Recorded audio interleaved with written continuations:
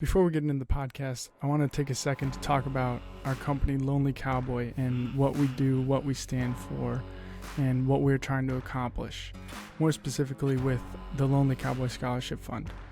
Our scholarship fund is used to create scholarships for high school seniors across the country that are interested in mental health education.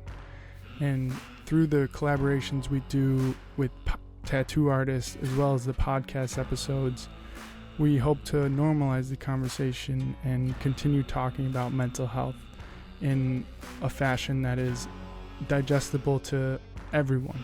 If you're interested in learning more about Lonely Cowboy, you can check out our site, www.lonelycowboyco.com. You'll be able to find the scholarship fund page and the GoFundMe link. I'll put that in the description below, as well as the clothing we produce, as well as some of the past tattoo artist collaborations we've done. Going forward, Lonely Cowboy is going to continue the podcast with tattoo artists and basically anyone who's interested in mental health. I want to thank you guys for listening and supporting. It means the world to me. And without further ado, enjoy this episode of CONVOS with KEEGS. Welcome back to another episode of CONVOS with KEEGS. I'm here with Audrey, a tattoo artist out of Chicago. So thank you so much for doing this, Audrey. I really appreciate it. Of course. I'm excited to be here. Awesome. So first question, what got you into the tattoo world?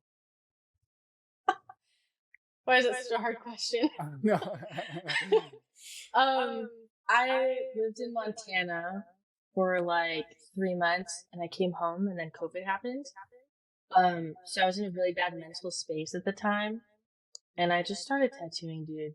Like I don't know how to explain it. I just started tattooing and I had like stick and poked in high school. That was pretty much it though. Gotcha. So did you just get a tattoo gun like from Amazon, or did you order it on a different site? Yeah, I was pretty ghetto. Yeah. From Chicago or whatever. But yeah, I got an Amazon little kit and I just started stick and poking. And then I bought a machine and then I would tattoo friends and family. That's just kind of how I started. Gotcha. Well, so that was post-COVID. So you've been a tattoo artist for about 3-ish years? Yeah. Professionally, I would say 2 years. The first year was kind of like just for fun. Gotcha. And do you have your own, I noticed in your Instagram bio, it says private studio. So do you have your own space and everything? I did have my own at-home studio, and then I recently moved into another studio with multiple artists.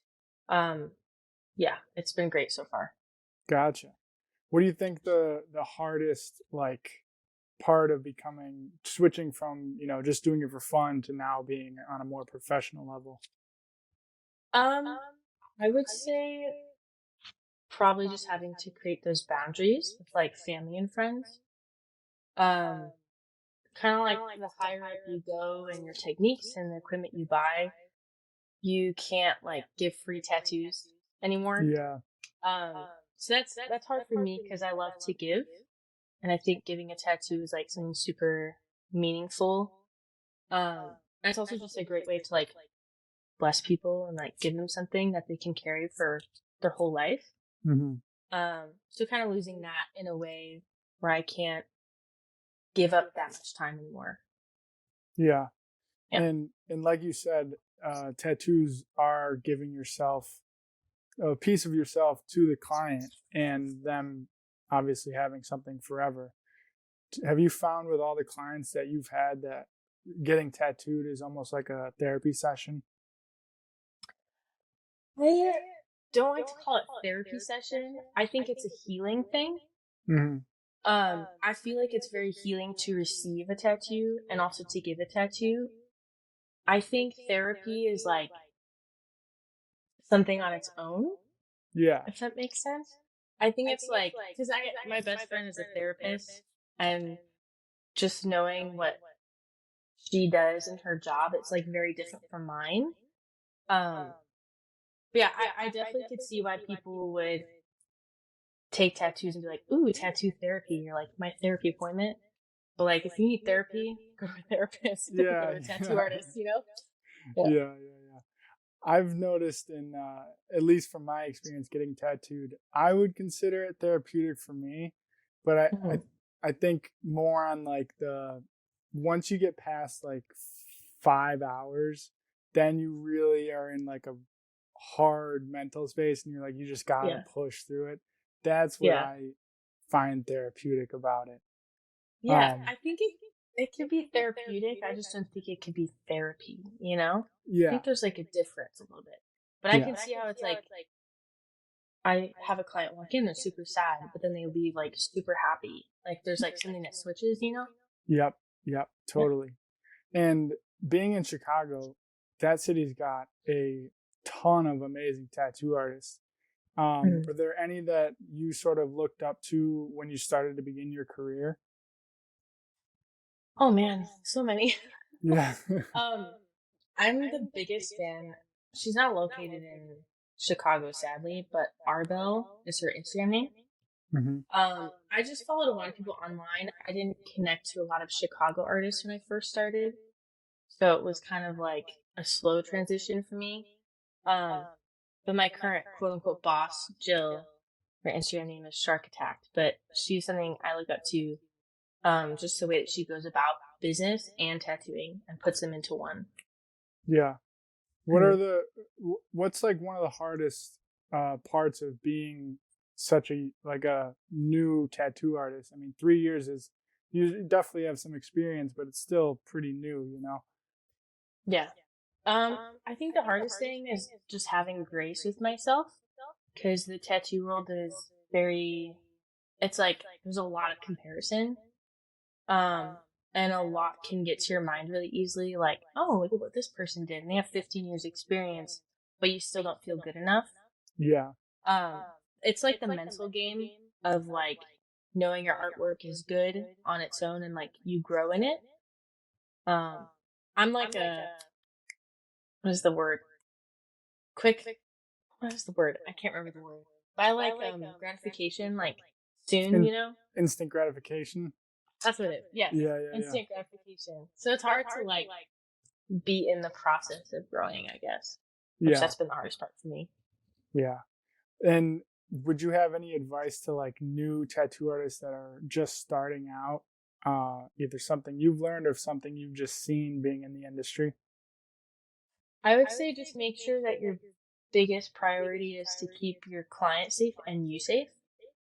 I think the biggest thing is like understanding bloodborne pathogens and like those things are really important. Like that's like the first thing.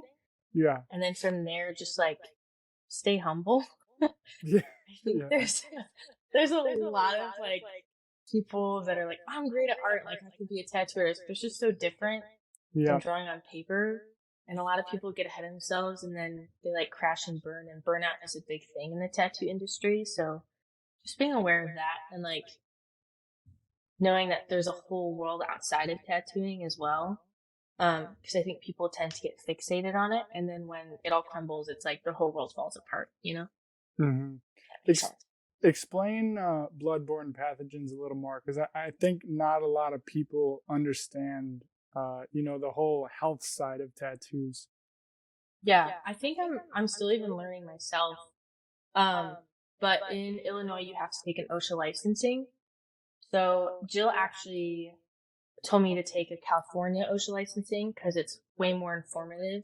But it pretty much just gives you the rundown of like potential diseases that you can come in contact with. Um, and it's to keep you safe as a tattoo artist and also to keep your client safe. So it's just like contamination, cross contamination, how it works, and like how to keep that from like cross contaminating. You know, I don't know if that Yeah. explains it. No, Yeah, no, no. I know what you mean. Yeah, and then you got to yeah, have like the biohazard little yeah, thing for the needles, and yeah, all that jazz. yeah. Um, All the fun stuff. yeah, and I don't think like not a lot of people think about that when they're getting a tattoo. Like you're basically giving your skin trauma, intentional trauma, but yeah, it's a wound at the end of the day. And Yeah, I always think about it like the tattoo artist only does half of the work. The other half you have to do. And if you don't do it correctly, then you're gonna have a shit tattoo, and it's not your artist's fault. It's just because you didn't take care of it correctly. Yeah. Would you have any advice to like someone who is looking to get their first tattoo, and maybe some things to think about from an artist perspective? I actually tattoo a lot of first timers. I like to call them first timers. Yeah. I don't know what else to call them. But yeah, I feel like the biggest thing I hear from my clients, which is something that I've held on to give information to other people, is they just are always like, oh, I saw your page, I saw you as a person, and I started art, and I liked both, so I went to you. And I think that's really important to like the artist as a person as well as the art that they produce. That way your whole entire experience is good. Yeah.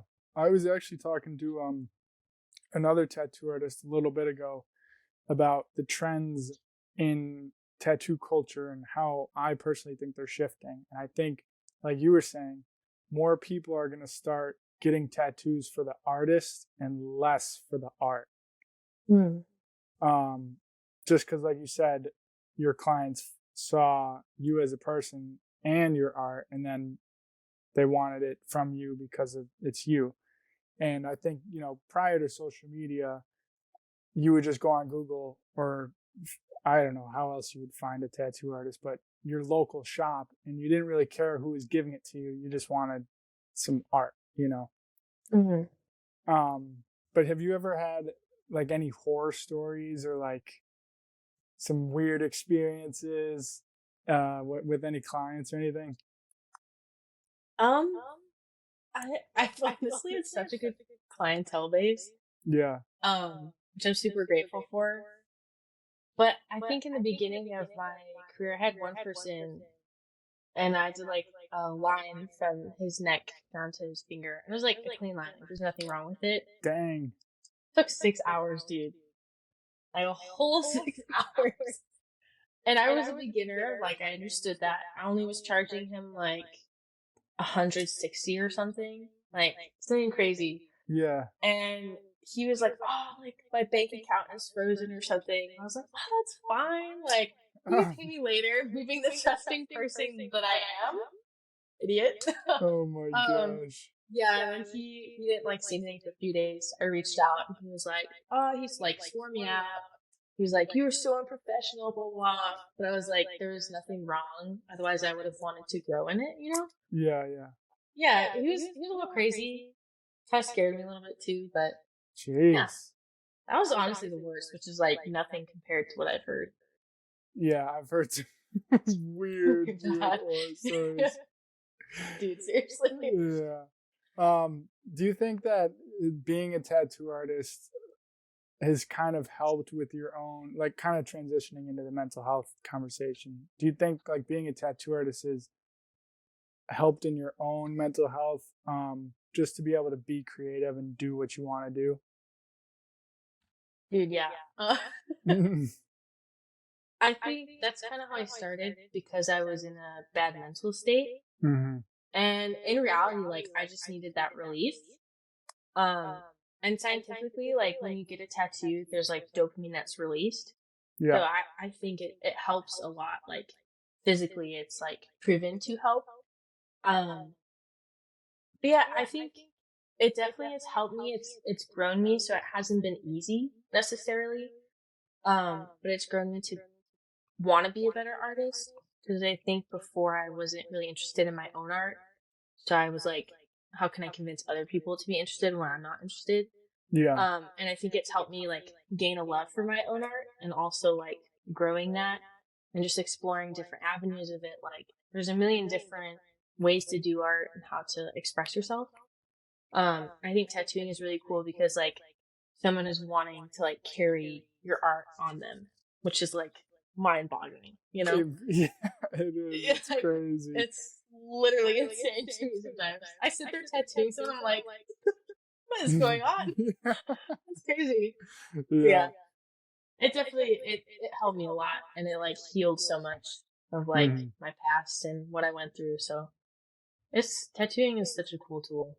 It really is. And do you provide any flash? Like, do you rely heavily on your own art that you come up with, or is it more clients giving you ideas and then you put your personal twist on them? My problem is that I get bored really easily.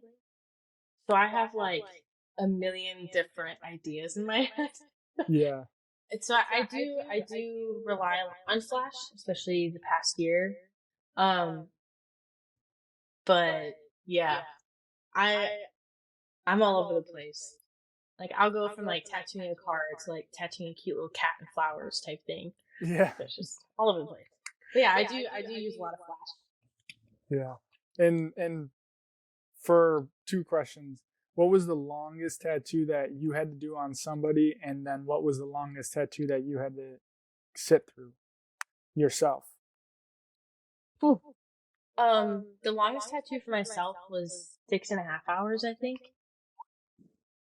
It wasn't bad. It felt like 2 hours, honestly, which is weird. Damn. And the longest I've done would probably be about 7.5 hours, Holy. which I will never do again. Yeah. Uh-uh. What do you think your max is? Right now, I only book like 4 hour appointments, Yeah. and sometimes they'll go to 5 hours, but it's just like takes a toll on your body, and it takes days to recover. Like I don't know, maybe it's just me, but Are there anything that you wish you knew prior to starting? Like, now that you have the 3 years of experience, what would you tell like your younger self who's just getting into tattooing? be okay with having boundaries. I think it's especially beginning, like there definitely is like you can't price as much as you would if you haven't like past 5 years, you know? Mm-hmm. Um but you can still respect yourself in the sense of like not allowing people to walk over you or like use you because you're a beginner. Which I think was my biggest problem. I'm like people pleaser type person. Yeah. So it's hard to like not have that while you're dealing with clients and stuff. Yeah. Yeah.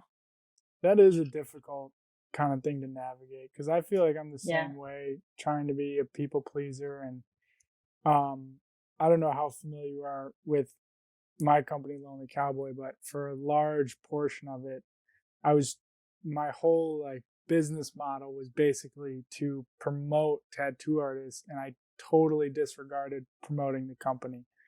And it ended up like fucking me in the end, just because it was so much time and so much money. But I guess you live and you learn.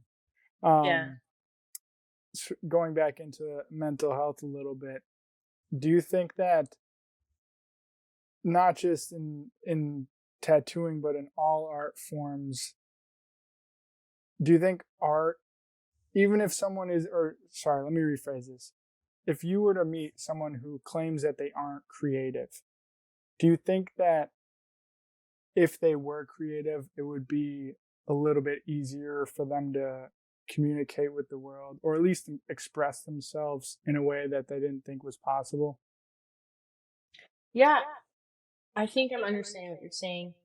I like talking to my clients. Like I'll just like ask them questions, get to know them. And a lot of the time I'll like, are you creative? Like, do you draw? Do you paint? Like music, whatever you do that could be creative. And a lot of them are like, oh no, I'm not creative at all.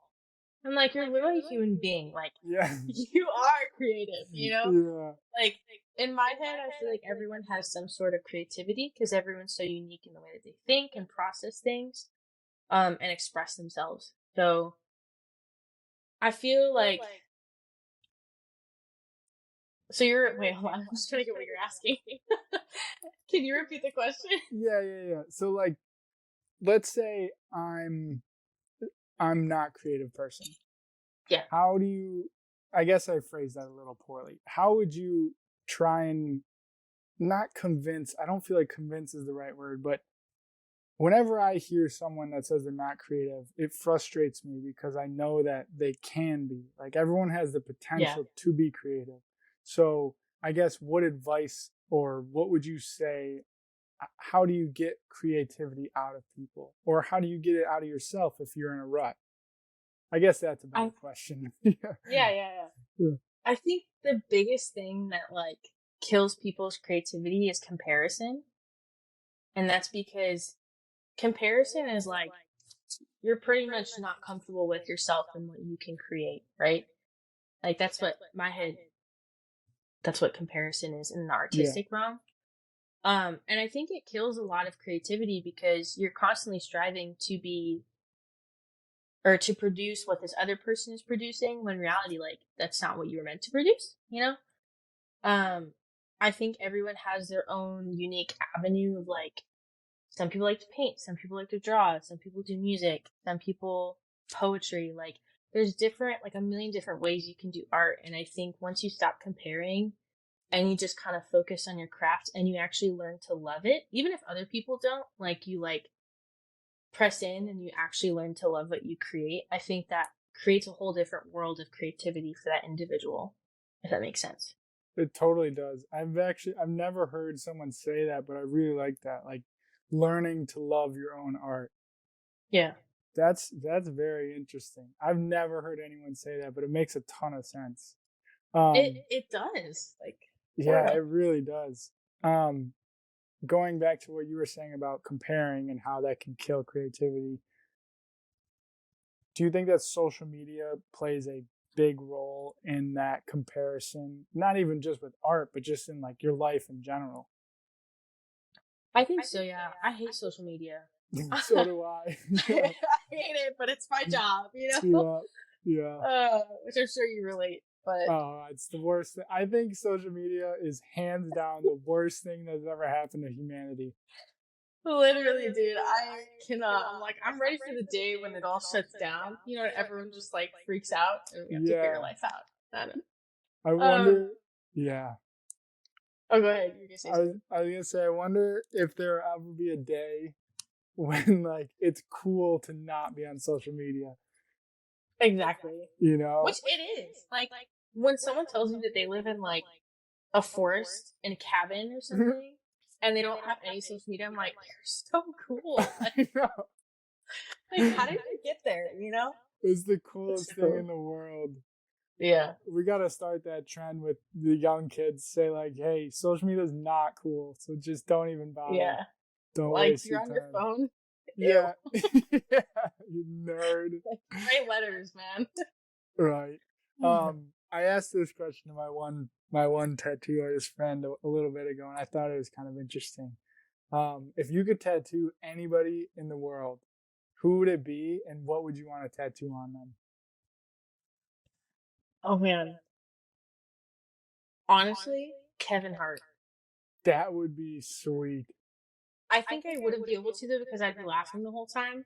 So he'd end up with like an ugly ass tattoo, but it'd be a fun appointment, honestly. Yeah. Yeah. Uh, That's Is like there the one person. are there any people in your life, tattoo artists or not, um, that have kind of shaped the way your art goes? Um, goes as in like what it's Like, like or yeah, like for example, I'm attracted to kind of dark, um, almost a little gothic, very feminine, like feminine faces, but um, I don't really exactly know how to say it. I don't know what the word is, but I'm not a big fan of sunshine and rainbows. I'm like the opposite of that. So, yeah. and I was influenced by artists who also were very dark. Not the same style as me, but um, this one guy, his name is Mr. Preston Tattoos. He's a UK artist, and his brand is called Sorrow. And he does Mm. a lot of like, it's just black line work, but very like melancholy kind of words and skeletons, and so he's a big influence on art I create. Is there anyone Mm. like that you have in mind? Just the artist I mentioned earlier, Arbel, she does like vintage metallic type vibe. And I followed her since the beginning of my tattoo career, and that's honestly not even what I do most of the time. Like I kind of translate into that a little bit, but it's not like what I do consistently. Mm. But yeah, I've always looked up to her artwork. I think it's cool, it's unique, it's very like one of a kind. Yeah. But yeah, I think that's like the one artist that always comes to mind when someone's like, "Who do you look up to?" Like, I haven't even met her. I haven't got tattooed by her, but Yeah. I love her. Yeah. Yeah. Yeah. Have you ever been to a tattoo convention? No, Do you think you'd I'd ever? be. I probably would go to get tattooed, but I don't think I could tattoo. I'd be too stressed. Yeah, it does seem like a very stressful environment. Especially in Chicago, it's a more traditional artist, and there's a lot of like head bump sometimes between like fine line and traditional in Chicago. Sometimes, not all the time. Yeah. But yeah, I always try to be like, peace. Don't want any trouble. Yeah. Why do you think that is? Because I've heard a lot of artists say that too. Yeah. It boils down to technique. Like I think the conversation nowadays is how are fine line tattoos gonna hold up in like 20 plus years. Whereas traditional artists have like seen how it's held up. And I think just the word traditional kind of has that like stand tall type vibe. I don't know if this is making sense. No, I know But exactly what you mean. yeah, it's very like traditional, like I think traditional artists are really good artists and it's like you do need technique for it. But a lot of the time they're like, fine line's not gonna hold up, blah blah. And I don't even know a lot of what traditional artists think. I just know from what I hear. But a lot of it just has to do with technique. And also like fine line business is booming right now. Like it's like probably taking maybe some clients away. So that could be an issue as well. I don't know. I think it may be taking some away, but I think fine line is introducing a much larger audience to tattoos now. Yeah, that's true. It's catering more toward women, and now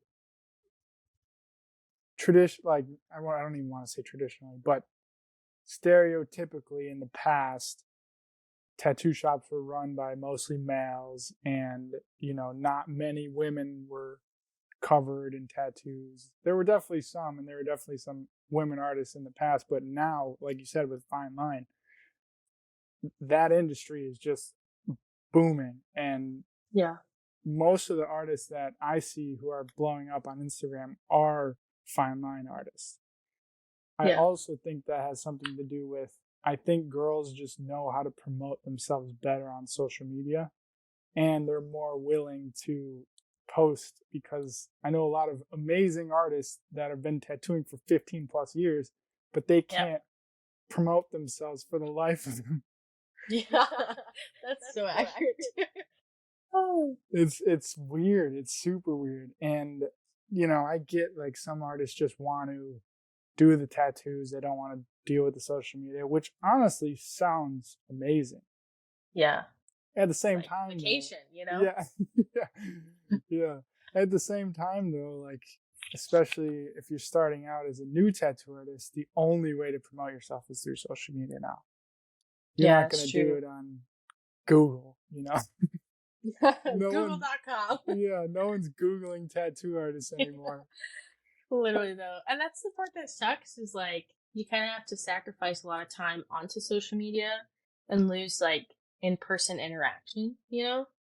But it also is like a cool creative way to express yourself, like through photos and how you edit them and like the aesthetic you carry, That's true. Yeah. How much time do you think you have to spend outside of actually tattooing, either on social media or making drawings, bookings, all that? I think how much I have to spend is different than how much I do spend. I probably spend way more than I have to. Yeah. Because I'm always like trying to get like more, like growing is like a big part of what I want to do. Yeah, I think honestly, outside of tattooing, maybe like 5 hours a week is honestly all you need. Wow. If you go ham, like think about it. If you spend like 2 hours booking, right? And I do month by month, so it might be different for everyone. Like Yeah. 2 hours booking, and then 1 hour like planning your posts. Like you can pre-plan them for a week. And the other hours, like you're interacting with people or like posting stuff on your story. And that's literally it, you know? What about drawing the tattoos you need to do? Oh, that's like a whole other level. That's Yeah. like Yeah. that's like 3 hours every day, dude. Yeah. Well, that's what I'm saying. Like Oh, okay. clients don't think about that, you know. Oh yeah. They No, yeah. yeah, that's like completely different. Yeah. Because they're thinking about like if an artist just let's just say charges $100 an hour. If someone's complaining that that's too much, they think like you're tattooing for 1 hour, that's $100. But in reality, the Mm-hmm. time it took to book, to draw, all that other shit, it adds up. Yeah. I'm just gonna have my clients play for my not. I try to say pay. I just had like a little spasm. I'm gonna have my clients pay for my gray hair removals, man. Yeah. At this point, like y'all gonna pluck them out for me. Like someone gotta do it. And are you doing it full time, I'm assuming? Yeah, it's my full time job. Gotcha. Do you think you'll do it forever? I wish I could say yes, but physically, it's just a really taxing job.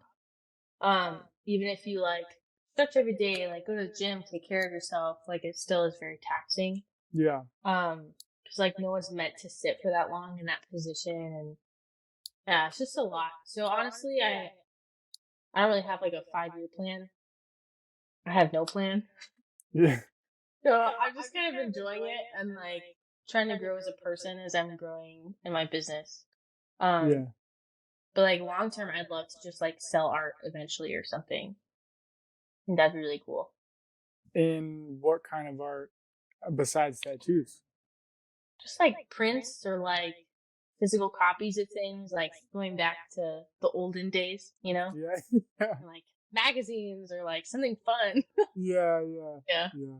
Do you think that the world is kind of going, we went through this huge technological advancement and we still are, but do you think that physical objects are going to become more of a hot commodity, like magazines and Polaroid pictures and, Yeah. things that you can actually hold in your hand? I think they kind of already are. Like, if you go to other countries, like, there's just a million different cultures. But what I've seen is America is very tech focused compared to a few other places that I've been to. And it's just so interesting that, like, the physical and the tech, like, the way that they are both there, but physical is like something you can hold on to. And then, like, Mhm. the technical is like, it could disappear in 2 seconds and you know where it goes, you know? Like, you Yeah. can write like a whole essay in high school and then you press one button and it's gone. And Yeah. you're like, well, screw me, man. Like, all of Yeah. that's gone. And I feel like if you don't appreciate the physical, like, that's something that can stay, but even that doesn't stay for a long period of time. But it, like, tech stuff can be stolen in a matter of seconds, you know? That is I don't know. crazy. Yeah. Yeah. So I think people are, like, probably going to go back to that, like, importance of, like, oh, something physical, I can hold on to it. I don't know. Hmm. And you mentioned that you traveled. Where did you travel? I lived in Australia, Mexico, and Guatemala for a little bit. Holy shit. Great times. Take me back. How were those experiences? It was life changing. It was right after high school for me. So it was right like when I just started developing as a person. Um, and I saw a lot of like crazy things. Like I wasn't on vacation. Yeah. I was like out in the dumps, like helping people type vibe. So it was life changing and it was really hard to come back to American culture. Um, but it like I honestly think it's translated into my business as a tattoo artist quite a bit. So I'm Hmm. really grateful for it. And speaking about Australia, where exactly were you? Because I went to Brisbane for a bit, but not enough time to really appreciate it. I lived in Newcastle, Sydney, Australia. And how long were you there for? I was there for like 4 months, I think. Holy So smokes. I was there like 4 months, and then went to Mexico, and then went to Guatemala, and then back to Australia, and then back to the US. Oh, you went back to Australia? Yeah. Jeez. What made you Yeah. come back to the States? Visa. Oh, yeah. Yeah. If I could stay out there, I so would. It's so nice in Australia. The tattoo culture's huge too. Oh yeah, and they're all like, they're just so cool. I just love Yeah. Australia culture. Yeah. Like it's so like relaxed, you know. I don't know. I want to go back as well. Same. I'm interviewing a guy from Sydney actually this upcoming week. Nice. And he was sending me like voice messages, and the Australian accent gets me every time. Oh man, best. They're like the craziest people ever. dude, when you get into like the country part of Australia, you can't understand them. Like their accents are so thick, it's so hard to like get used to it. But it's really fun. Getting into the mental health topic a little bit, how do you think traveling has changed your perception on life itself, really? I think just like getting out of my little life bubble. Like, you know how some people like grow up in a town and then they find someone, they get married, and they live there for the rest of their life? Yeah. It's just so mind boggling. I'm like, there's no outward perspective. Like, you're not seeing other cultures or other people, not like getting this like really heavy life experiences. Mm-hmm. And I think being able to like travel across the world and see different cultures and see people who don't have much, and then coming back and understanding that some people here in America don't have much either. And so being able to like empathize with them and being able to like bless people when you see it, when you recognize it, you know? Mm-hmm. I think traveling has like given me a lot of discernment with some things. So it's kind of helped me like see, okay, I can tell this person is like acting this way. So I don't know if that makes any sense, but no, it completely does. Cause I went to Southeast Asia for 3 months, and, nice. I know it was the same thing. It's like I got back to the States and my whole world just changed. I was like you said, someone who grows up in their hometown, gets married, lives in the hometown for their whole life. They have no idea what life is like outside of their little bubble. And I remember being in the Philippines, and we were in like the most third world you could get. It was, you know, there's trash everywhere. People, dude, the living conditions were just like unbelievable. Yet these people are the happiest, and they're happier than anyone I've ever seen in America. It's crazy. It's like mind boggling. I'm like, dude, Americans are so entitled. It's disgusting. I can't. Yeah, it's wild. But yeah, so, you know, like you said, just traveling and seeing new places, learning about new cultures, all that, at least for me, has played a major part in like my healing and kind of growing my mental health and all that jazz. What would you recommend to the next generation to not make the same mistakes that the past generations have made? I would say take risk, but do it in a way that won't harm people around you. I think there's like two extremes of like people who don't take risk and don't experience life because of it. And then there's people who take too much risk or like a certain type of risk and it's affecting the people around them. Yeah. And I think there's like a good in between where it's like, hey, like know how to love yourself so that you can care and love for others. Because if you don't start inside, you can't like if you don't have anything to give, then you're not going to give something good. Does that make sense? 100%. Like, if you have a rotten apple, you're only going to give a rotten apple. But if you, like, polish it and you make it nice, then that's what you can give to other people. So my biggest thing is, like, take risk and don't be selfish. A lot of people are selfish nowadays. So I agree with you. The risk is, I feel like sometimes I take too big of risks, and sometimes it ends up biting me in the ass. Sometimes it's good. So I'm definitely trying to find that balance, which is hard, because once you start taking risks, like, it's hard to stop, just because the thrill of it, and knowing that my biggest fear in life is living a boring life. Like, I don't want to just sit around and wait for the day that I croak, Yeah. But exactly like you said, pushing it too far can be very negative. And I would agree with you. I would say that's good advice to the next generation. What do you think the past generations have done that we're feeling the effect of now? So you're asking, what have the past generations done that we're experiencing, like, the product of? Yeah. Like, what are the negative? Okay.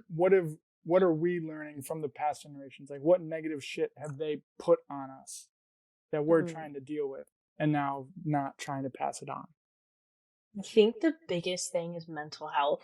Yeah. Which is what we're talking about. Yeah. But I think I come from a more Hispanic culture family. And so mental health was something that you just don't, like, it's not a thing, Like, you don't have mental issues. You just gotta, like, go work and make money and you'll be fine type thing. And I see that even in, like, different cultures, but, like, in that generation. And I think, honestly, like, there was just a lack of, like, them being able to have that space to grow themselves, or to, like, dive deep into, like, okay, you see you're doing this, like, here's an action. What's causing that action? So I think just, like, being able to self-process is something that we didn't learn, but I think we're learning, and we're picking it up, and we're, like, soaring with it. But yeah, I like Gen Z is, like, crazy but good. Yeah. Because they're like, mental health is important, Yeah. And it's so true. And it's just like, you can't live life like, why would you want to be 50 years old and still be processing the problems you had as a child? Like, deal with it. The sooner the better. Like, it takes 10 years to, like, happen. It's going to take 10 years to undo. So it's like, get cracking, Yeah. Get going. For real. I couldn't agree more. Well, let's wrap it up here, but I want to thank you so much for doing this. And like you said, mental health is the biggest thing that I think this next upcoming generation is going to rely on heavily, and hopefully the past generations can get it through their fucking head that it matters. Yeah.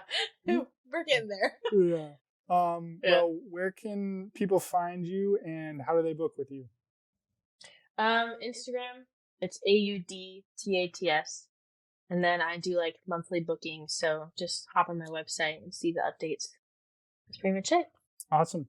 Well, if I'm ever in Chicago, I'll make sure to hit you up and hopefully get a tat. Yeah, let me know. I'm always here. Sounds good. Alrighty, have a good one. Peace. Thank you. You too.